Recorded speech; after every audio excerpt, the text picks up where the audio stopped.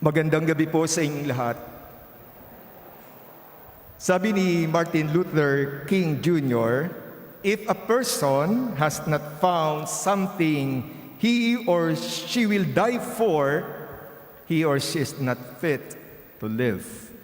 Kung di pa rin natin natatagpuan yung bagay na pag-aalayan natin ng buhay, hindi tayo makapamumuhay ng tama.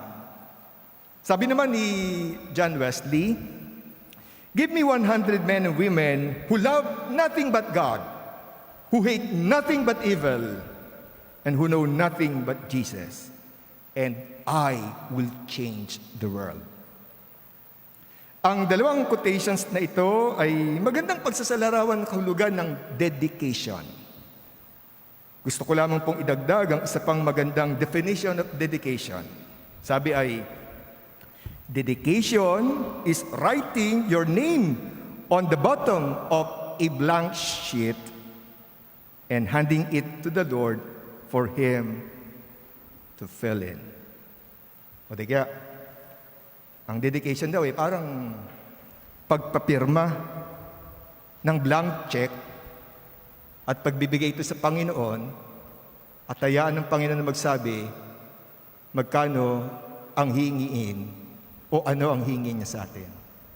At definitely, hindi numbers ang nakasulat doon, kundi all of you. We can see or read about St. Paul's dedication to the preaching of the gospel in today's second reading from his first letter to the Corinthians. Ito yung diwa ng mga katagang binitiwan niya. If I preach the gospel, this is no reason for me to boast, for an obligation has been imposed on me and woe to me if I don't preach it. Sa liwanag nito, makikita natin kung ano ang pinakapuso o pinakasentro ng buhay ni Pablo. Ang pagpapahayag ng mabuting balita ng pag-ibig ng Diyos na nagkatawang tao kay Jesucristo. Paul's dedication is so intense that he is ready to do anything to spread the good news. Ang buong buhay ni Pablo ay isang patuloy na pagpapahayag ng mabuting balita. Paul's entire life is all about telling the world of God's love, of how God gave His only Son to save us, of how Jesus offered Himself to redeem us, of how Christ conquered sin and death for us through His death and resurrection. St. Paul urges us to organize our lives around the mission of proclaiming the gospel, the good news of God's love. Ang buhay at pamumuhay natin ay hindi dapat maging tungkol sa pagpapalaki o pagpapalobo ng ego natin. It must not just be about promoting ourselves and our selfish interests and ambitions, nor about finding worldly successes and honors, nor about accumulating material possessions, nor about becoming influential, powerful, and famous. Dapat, tulad ni Pablo, magkaroon din tayo ng dedication. Dedication to the preaching of the gospel. Dedication na nagmumula sa malalim na pagnanais natin na tulungan ng mga tao na mailigtas.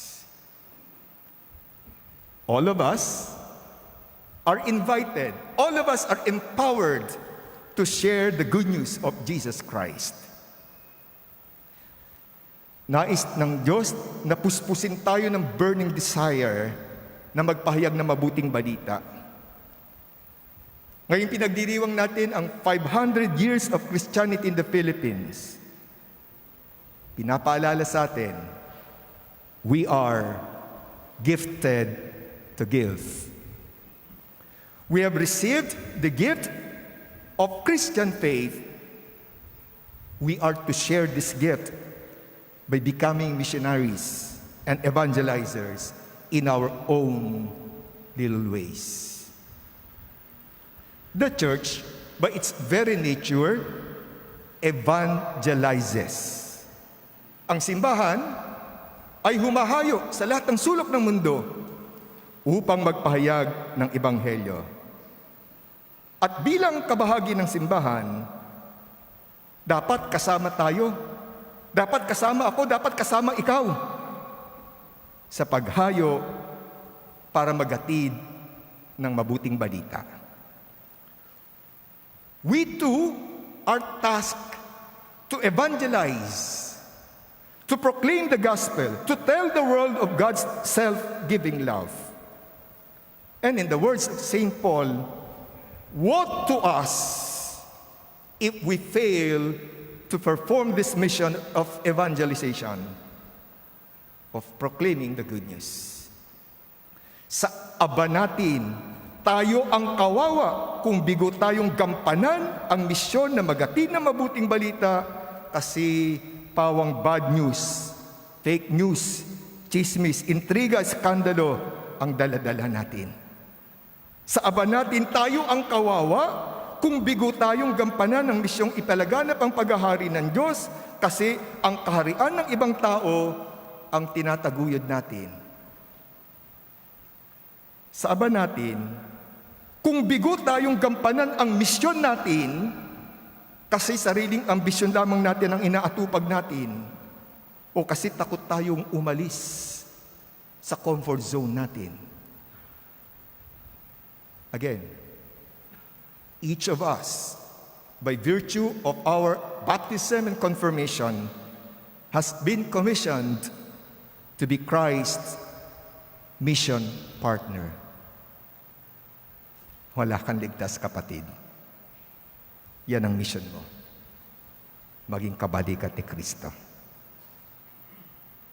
Again, St. Paul urges us to organize our lives around the mission of proclaiming the good news and becoming good news ourselves to others. Dapat ang pakikitungo, ang pakikirelate natin sa pamilya, kaibigan, katrabaho, kasambahay, at kapitbahay natin ay maging good news sa kanila. We need to show them genuine concern and practical love. Dapat ang paggamit natin ng time, talents, and resources natin ay maging good news sa kapwa natin, lalong-lalo na sa mga nangangailangan at sa parokya natin na nangangailangan ng mas maraming mission partners. We must use our gifts for the welfare of others and for our community. Dapat ang pinopost, kino-comment at pinalalabas natin sa social media ay pawang good news, nangungusap ng tungkol sa pag-ibig ng Diyos at hindi tungkol sa kinain mo, sa bagong binili mo, o sa sikat na tao na na-meet mo. Our engagement on social media must be influenced by the gospel values and Christian principles. My dear sisters and brothers, may we imitate St. Paul in his dedication to the preaching of the gospel. Again, dedication is writing your name on the bottom of a blank sheet and handing it to the Lord for Him to fill in. Hayaan natin ang Panginoon ang siyang mag-akda sa kwento ng buhay natin, ang siyang sumulat sa mission order natin, ang siyang magtakda sa gagampanan natin, ang siyang magsabi kung paano tayo dapat kumilos at gumawa. Again, my dear sisters and brothers, let us pray that we may have this burning desire to proclaim the good news.